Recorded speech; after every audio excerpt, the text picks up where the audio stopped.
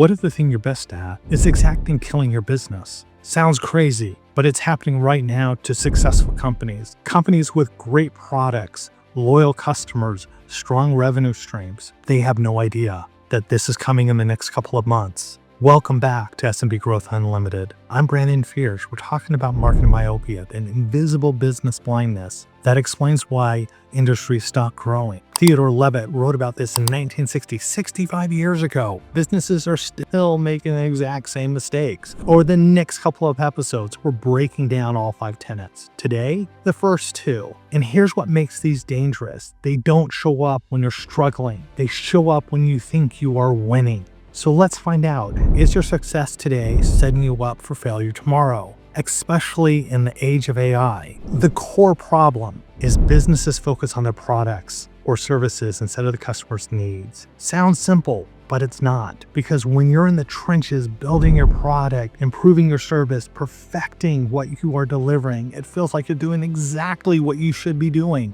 You're not. You're falling into the trap Levitt warned about 65 years ago. Let me show you what this looks like with 2 modern examples. The insurance agency. There's an independent insurance agency that's been in business for over 30 years. Great relationships, deep expertise. They really know their stuff. They refuse to invest in digital, no online quoting, barely any social presence. Their approach, insurance is complicated. People need to come in and talk to us. New client acquisitions dropped 40% over 3 years. Why? Because their customers weren't buying face-to-face anymore. They didn't have the time for face-to-face meetings. They were buying, I need to know I'm covered without overpaying, and I want answers at 10 p.m. when I'm thinking about this, not during business hours. Meanwhile, insurance agencies that went digital were growing fast, not just offering online quotes, they were meeting customers where they actually were. Educational YouTube videos explaining coverage gaps, Instagram posts breaking down policy jargon, text message reminders about policy renewals, online chat for quick questions. One agency started Facebook Live sessions, asked me anything about insurance. They built trust before ever meeting in person. They went from 20 new clients a year to over 80. The traditional agency thought they were in the in-person consulting business. They were actually in protection and peace of mind business. And customers wanted that peace of mind on their schedule, not yours. An accounting firm, traditional CPA firms. Let's talk about them. Most position themselves around, we do your taxes, we handle your books, we're accurate and compliant. That's product focus. Here's what their customers actually needed. I'm terrified of an audit. Or I want to know if I can afford to hire someone else. Should I lease or buy this equipment? One firm I know here in Houston repositioned entirely. They stopped selling tax preparation and bookkeeping. They started selling financial clarity and strategic decision-making for growth stage businesses. The same service, different frame. Revenue up. They haven't disclosed it, but I think it's up about 40% in 1 year. Why? Because they focus on the customer's actual problems, making confident financial decisions instead of their product preparing tax returns. The lesson? Here's the shift. Stop asking, what do we do? Start asking, what outcome is our customer trying to achieve? Those are 2 completely different questions. And if you're answering the first one instead of the second, you're already losing. Your customers don't care about your product. They care about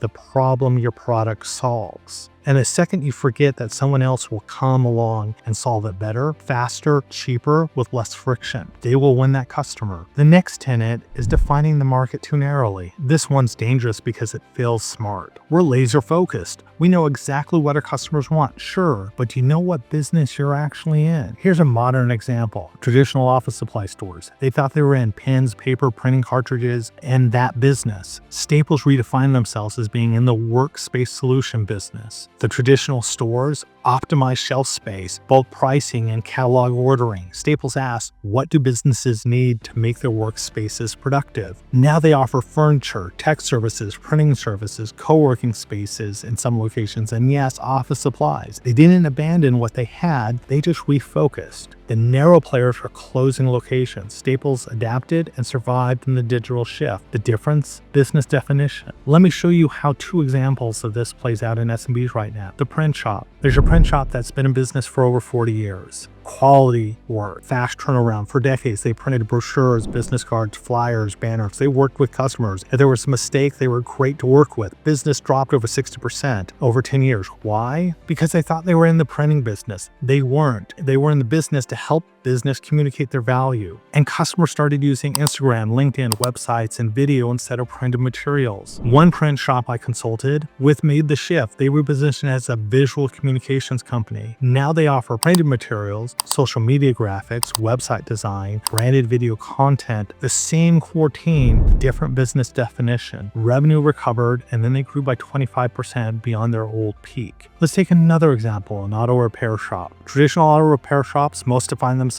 as, hey, we fix cars. That's narrow. One shop redefined their business. We keep families safe and mobile. What changed? They added mobile repair services, loan a car, ride-sharing partnerships, extended warranty education, and proactive maintenance plans. They stopped competing on who can change your oil cheapest and started competing on who keeps your family safest and most mobile. When your car breaks down in the morning and you have to get to a meeting, you're going to be calling them. They were able to get higher prices, better margins, and customer shopping around. Why? Because they expanded their business definition from car repair to family mobility and safety. Here's the brutal truth. If you define your business by what you do, you're vulnerable. If you define your business by the outcome you deliver, you're adaptable. The print shop says we print things, dies when printing dies. The print shop says that we help businesses communicate value, pivots to whatever medium the customers need. And they're changing all the time. Auto shops say we fix cars, competes on price with every other shop. The auto shop says we keep families safe, and mobile becomes irreplaceable. So ask yourself, what business are you really in? Not what you do. What outcome do you deliver? Because that's the business you need to be in. All right, so you have identified your customers' actual needs. You refined your business broadly enough to adapt. You're flexible, you're nimble. What's the next step? Now you need to answer the most important question in business. Why should customers choose you over everyone else who delivers the same outcome? That's your compelling market edge. And most businesses get this catastrophically wrong. Let me show you how to get it right. In MBA speak, if you go to business school or even undergrad in marketing, they're going to say this is your unique value prop or your UVP. And I remember talking to a customer once. He had a deep bass voice and he's like, Brandon, I don't understand what unique value prop is. Can you tell me like I'm a fifth grader? It wasn't that this man wasn't intelligent. He had one of the best gravelly voices I've ever heard. That's a poor imitation, but I've tried. But what he was saying is, help me understand. That's too business. You're in the weeds. And so that's where I took the time to refine it. And what came to me after a while was, what's your edge in the marketplace? And then once you have an edge in the marketplace, what is going to compel customers to vote with their dollar? And so that's where I came up with the statement, compelling market edge. It is your edge in the marketplace that is compelling customers to spend their dollars with you. And after I said that, he's like, Brandon, thank you. This is awesome. And we had a wonderful discussion. Great customer leads to these kind of discussions, especially when you're focused on how do I build a partnership and not just here, I'm going to spit this out to make myself sound more intelligent. Always go to build a bridge. So what is a compelling market edge? Your compelling market edge is your tagline. It's your mission statement. It's not what makes you unique. It's the reason stated from the customer's perspective why they should choose you over every alternative. Most businesses write something like, we provide exceptional service with cutting-edge technology. That's garbage. That's what everyone says. A real compelling market edge answers 3 questions. What outcome do customers get? Why is your approach better than the alternatives, even doing nothing? What do customers avoid by choosing you? What's the framework? Pain, gain, and differentiation. What's the problem your customer's trying to solve? Not the surface problem, the real problem. A fractional growth officer isn't solving, I need growth. They're solving, I'm guessing with tactics and wasting money because I don't have strategic leadership. Second, define the gain. What does success look like for your customers? Be specific, be measurable when possible, predictable lead flow, clear ROI on every dollar spent, and showing where the growth is going to come. That compounds month over month. You want return customers. And then articulate your differentiation.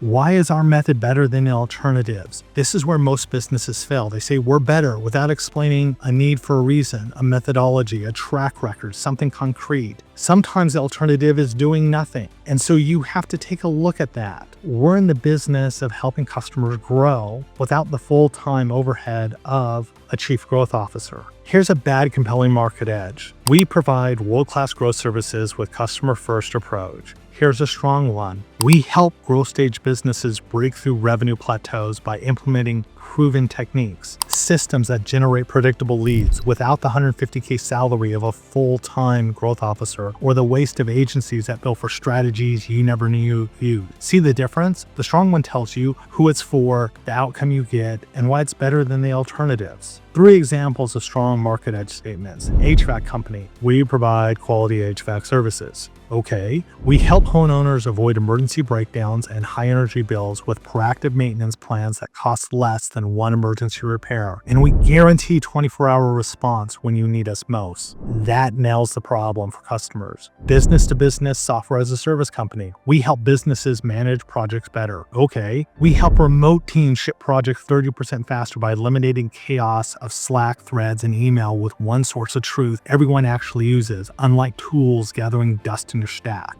An e-commerce brand. We sell premium outdoor gear. We help weekend adventurers trust their gear won't fail when they're miles from help, with field-tested equipment backed by a lifetime guarantee and real feedback from climbers, not influencers. How to test your market edge? Ask yourself these 3 questions. Does this make a customer say, that's exactly what I need? You want aha moments. You want customers going, I never even thought of that, but I need that. Why are you different than the alternatives? Could a competitor copy and paste this? If you can answer yes to all there, keep refining. Your compelling market edge should make prospects nod and say, where have you been? So let's recap. Tenet 1, focus on customer needs, not your product. Tenet 2, define your businesses by outcomes, not activities, and then build a compelling market edge that makes it crystal clear why customers should choose you. If you nail these first 2 tenets, you're already ahead of 80% of your competition, because most businesses never step back and ask, what business am I really in? And what problem am I really solving?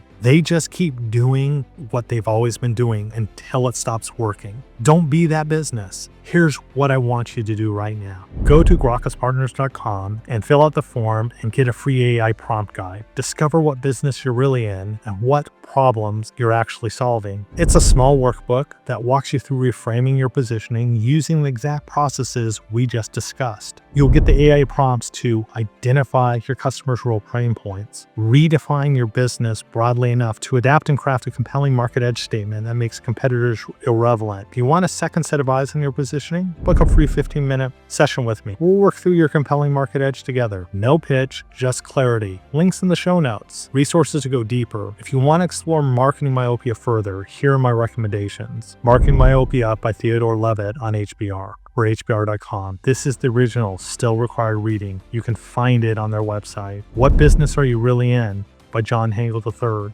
Another HBR article in 2011. It's a modern take on Levitt's framework in the digital age. If you're looking for books, Crossing the Chasm by Jeffrey Moore shows how tech companies fall into marketing myopia during growth phases. Essential reading. The Lean Startup by Eric Rice. It's all about customer focus versus product focus. The whole book is a masterclass in avoiding Tenet 1. Positioning, The Battle for Your Mind by Al Reese and Jack Trout. This is a classic. I read it 25 years ago, and the positioning book is still great. It helps you define your business in the right way down and own a category in a customer's mind. All of these are linked in the show notes. In the next episode, Tenets 3, 4, and 5, why your competitive advantage won't save you. The dangerous difference between selling and marketing. Why innovation without customer focus is just expensive failures. Hit subscribe so you don't miss it. And leave a comment. Which tenet hit hardest for you? Product focus or narrow definition? Let's keep the conversation going. I'm Brandon Fears. This is SMB Growth Unlimited. See you next time.